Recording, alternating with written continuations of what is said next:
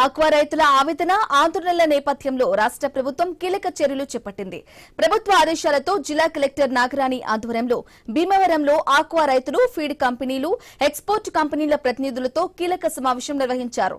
మత్స్యశాఖ అధికారులతో పాటు అప్సడా, ఎంపెడా ప్రతినిధులు కూడా పాల్గొన్నారు. ఆక్వా రంగం ఎదుర్కొంటున్న సమస్యలు, రైతుల నష్టాలు, ఫీడ్ ధరలు, ఎగుమతుల పరిస్థితులపై సుదీర్ఘంగా చర్చించారు. ఈ సమావేశంపై ఆక్వా రైతుల స్పందన ఎలా ఉంది, కలెక్టర్ సమర్పించే నివేదిక ఆధారంగా రాష్ట్ర ప్రభుత్వం ఎలాంటి నిర్ణయం తీసుకోబోతుంది అనే దానిపై మరింత సమాచారం మా ప్రతినిధి భార్గవ్ అందిస్తారు. ఆక్వా రైతుల ఉద్యమం కొనసాగుతోంది. పశ్చిమ గోదావరి జిల్లా కలెక్టర్ కూడా ఆక్వా రైతులతో పాటు ఏదైతే కంపెనీలు ఉన్నాయో ఆ ప్రతినిధులతో కూడా సమావేశమయ్యారు. ఈ సమావేశంలో అసలు ఏం చర్చ జరిగింది? ప్రస్తుతం రైతు సంఘాల నాయకులు మనతో ఉన్నారు. ఏంటి సార్, ఈరోజు కలెక్టర్ నాగరాణి గారితో అటు అందరూ కూడా సమావేశానికి పిలిచారు. అసలు ఎవరెవరు వెళ్ళారు, హాజరయ్యారు? మేము పెద్ద ఎత్తున రైతు నాయకులు వెళ్ళాం.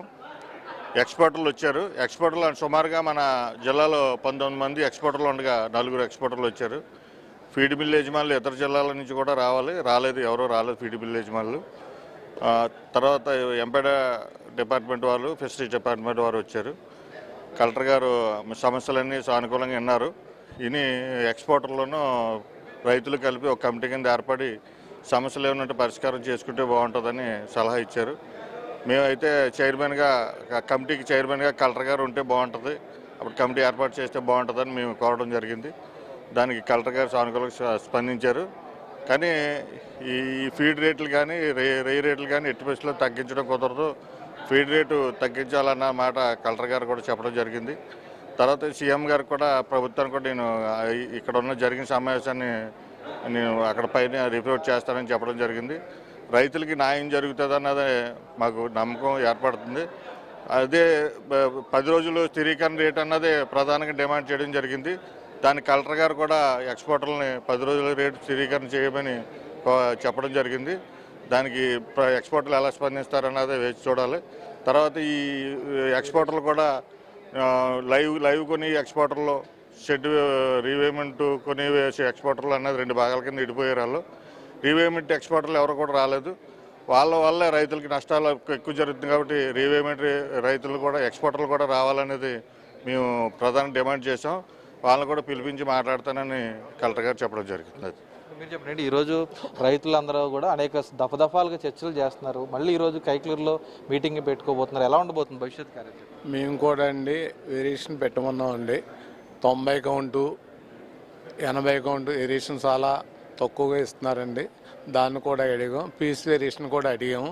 దాన్ని అన్ని సానుకూలంగా స్పందిస్తామన్నారు. కమిటీ వేసి చెప్తున్నారండి. ఈరోజు అసలు రైతుకి మద్దతు ధర ఎంతవరకు ఉంటే గిట్టుబాటు అవుతుంది ఇప్పుడున్నటువంటి రేట్ల ప్రకారం?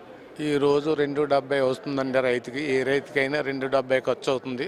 దాన్ని బట్టి 10 రూపాయలు అటు ఇటు ఉంటే వర్కౌట్ అవుతుందండి. 2.70, 2.60 ఉంటేనే రైతు చేయగలిగే పరిస్థితిలో ఉన్నాడు. అలాగే స్టేట్ గవర్నమెంట్ రూపాయి కరెంట్ కూడా కంపల్సరీ ఇస్తేనే చేయగలండి రైతు, లేకపోతే చేయలేడండి. మీరు చెప్పండి, ఏంటి అసలు కలెక్టర్తో సమావేశమైంది, మన కమిషనర్తో సమావేశమైంది, ఎన్ని సమావేశాలు అవ్వాలనుకుంటారు? ఇంకా అసలు ఈ చర్చలు ఎప్పటి వరకు పూర్తయ్యే అవకాశం ఉంది? ఒకటండి, సమావేశాలు జరిగినప్పుడు తీసుకున్న నిర్ణయాలు అమలైతేనే సమావేశాల యొక్క ఈ ప్రాసెస్ అనేది ముందుకు వెళ్తుంది.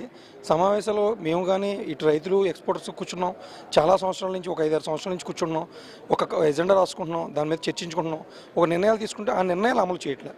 ఇప్పుడు 10 రోజులు ఈ రేటు స్థిరీకరణ చేయాలనే నిర్ణయం మాది 3 సంవత్సరాల నుంచి మేము అడుగుతున్నాం. ఈ నిర్ణయం తీసుకున్నారు, కానీ దాన్ని అమలు చేయట్లేదు. సో ఎప్పుడైతే మనం యూఎస్ కానీ, యూరప్ కానీ పంపాలని, బెటర్ అకౌంట్స్ వెళ్ళాలనుకుంటున్నామో, మనకి వేరియేషన్లో ప్రైస్ అనేది ఎక్కువ పెడితేనే రైతుకు మేలు జరుగుతుంది. ఈ 100 కౌంటు 250 రూపాయలు ఇవన్నీ ప్రామాణికం కాదండి. ఎందుకంటే 100 కౌంటు మీద దృష్టి ఎప్పుడు రైతుకు ఉండదు.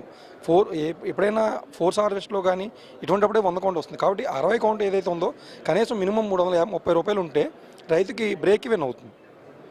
చూస్తామంటే రైతులతో సంబంధించి ఆక్వా రైతులందరితో కూడా చర్చలు జరిగినాయి.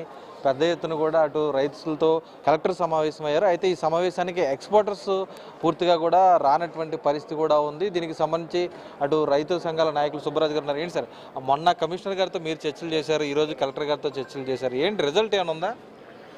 రిజల్ట్ చర్చలు జరగటం శుభపరిణామం. ఎక్కడైనా సరే ఏ సమస్య కూడా అప్పటికప్పుడు పరిష్కారానికి కొంచెం చర్చలు జరుగుతూ ఉండడం స్వాగతిస్తున్నాం మేము.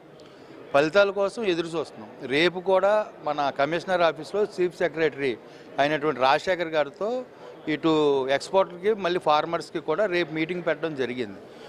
ఈ ఏదైతే రైతు ఇది ఆందోళన కాదు, ముఖ్యంగా అందరూ గుర్తించుకోవాల్సిందంటే రైతు ఆందోళన కాదు, ఆవేదన వ్యక్తపరుస్తున్నాడు.